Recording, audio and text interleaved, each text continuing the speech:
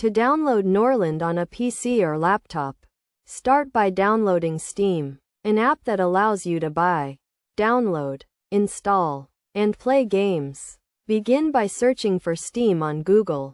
Then click on the link that says "Welcome to Steam" and select "Install Steam" at the top of the page. Choose your platform, such as Windows, and click "Install Steam" to begin the download. Once the Steam setup opens, click Next. Select your language, and choose a destination folder for the installation. You can leave this as is or change it. Then, press Install, and Steam will be installed automatically.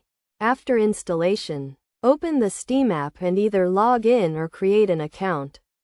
Creating an account is straightforward, requiring only basic information. Once logged in, you should see the main screen.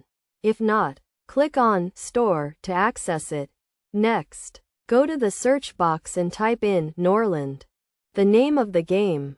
Click on it, then scroll down and select Add to Cart. Choose whether to buy the game for your account or as a gift. Then proceed to payment by selecting your payment method from the drop-down menu.